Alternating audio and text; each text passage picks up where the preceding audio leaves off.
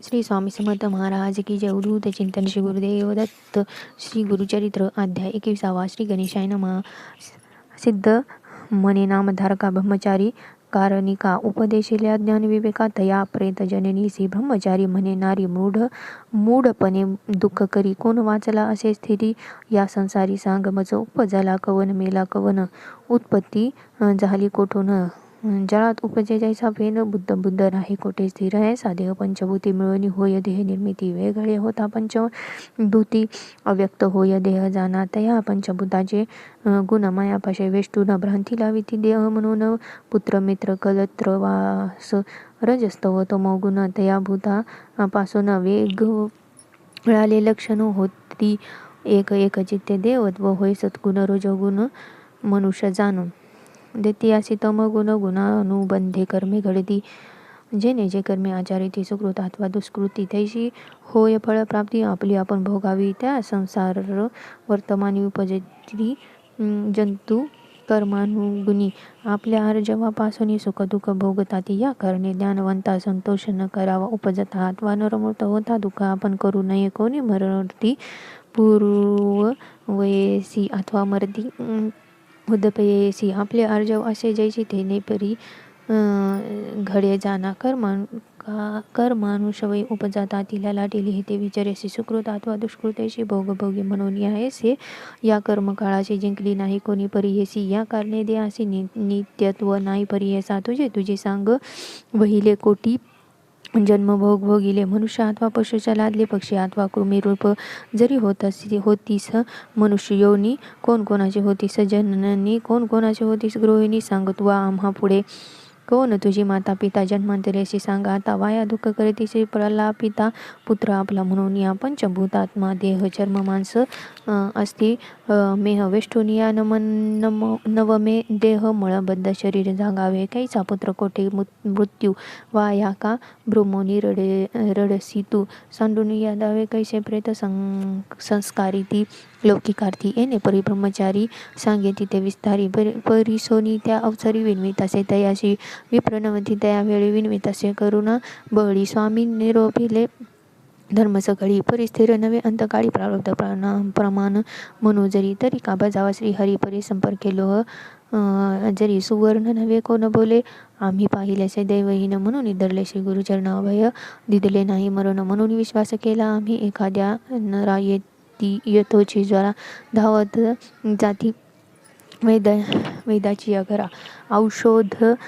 देऊन या प्रतिकारा सेवेकची आरोग्यता त्रयमूर्तीचा अवतार असे न सहस्रते असे गुरु तेने दिदला असे वरू केव्य असत्य होय सांग मजा राधिले मी तयासी वर दिदला गा आम्हासी त्याचा करून या भरवसी होतो आपण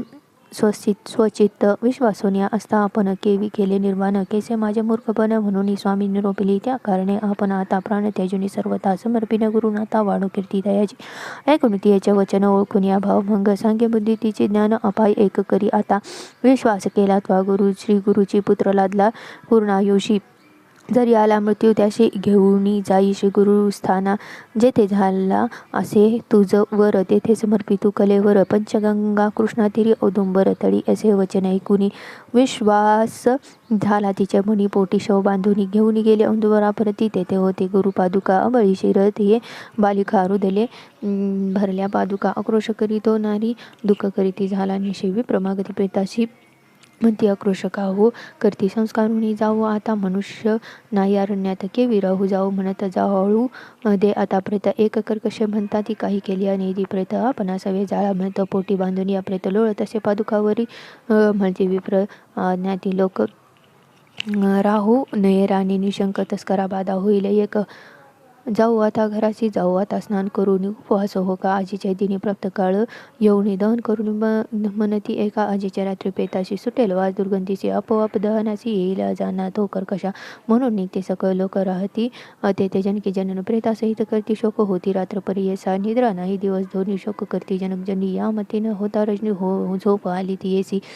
देख तसे सुपुष्टी जटकाधारे भस्माकृती व्याघ्र चर्म परिधाने ती रुद्राक्षमाळा सर्वांगी योग दंड त्रिशूळी हाती आला औदुंबर रा प्रती काव शोक करती सती अकृशोनी आम्हावरी काय झाले तुझे कुमारा आता त्याशी करू प्रतिकारा म्हणून दे का अभय करा भक्त वचलशी गुरु भस्म काढून या प्रेताशी लावत असे सर्वांगाशी मुकपसरी म्हणे तिचे वायू पुरस्वरू मने प्राण म्हणजे वायू जान बाहेर गेला विसरू न घाली तो मागोती आणून पुत्र तुझा सजीव होई इतके होताशी भयचकित झाली नारी जागृत म्हणे आपणा कैसी भ्रांत लागली असे बेतावरी जे कावसे आपले मनी तैसे तिसे निद्रा स्वप्नी कैसा देव नरसिंह मुनी भ्रांती आपणा लागली असे आमचे प्रारब्ध असता उणे देवावरी बोल काय ठेवणे अज्ञान आम्ही मूर्खपणे गुरुवरी काय बोले येणे परिचित्त करी तव प्रेता झाले चेत सर्वांगिनी उष्णभूत सर्व संधीशी जीव आला म्हणे प्रेताशी काय झाले किंवा भूत संचारले म्हणी भय उपजले ठेवी काढून दूर परते सर्व संधी जीव भरला बाळ उठणी बैसला म्हणे माते क्षुधा लागली मला अन्न देई म्हणत असे रुदन करी तयावळी आला कुमर मातेजवळी स्तन घाली ती मुख कमळी क्षीरणी घे 32 धारा संतोष भय होऊनी प्रीतेशी संदेह मागुती असे मानसी कडिये घेऊन बाळकाशी गेली आपले पती जवळी जागृत करून पती अशी सांगे वृत्तांत अत्यंतशी पती म्हणे ती अशी चरित्र असे गुरुचे श्री गुरुचे म्हणून दंपती दोघे जण करून औदुंबर प्रदक्षिणा साष्टांग करी नमन स्रोत करी नाना परी तू तारक विश्वासी म्हणून भूमी अवतरलाशी अशक्य तुझं वर्णयाशी क्षमा करणे माझी या आम्हा क्षमा करणे म्हणून या घालिलेलो टांगरे विनू या करुणा वचने गेली गंगेत स्नान करुणी बाळकासहित धुती झाली पादुकाचे रक्त अवनंबरा स्थपन करीत लावी ती दीपतये वेळी पूजा करती भक्तीशी मंत्रपूर्वक विधीशी शमीपत्र कुसुमेशी पूजा करीती परियशी निरांजनतये वेळी करती गायन परिबळी